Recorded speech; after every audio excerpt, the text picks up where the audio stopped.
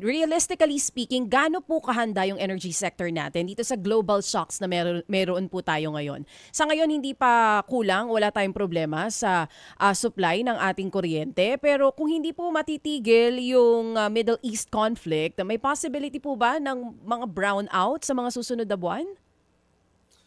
Pagdating naman sa brownout, dahil nga mayroon tayong ibang pinagkukunan ng ating kuryente tulad ng renewable at coal and natural gas. Opo. So ang magiging problema talaga ng ating power sector ay yung presyo.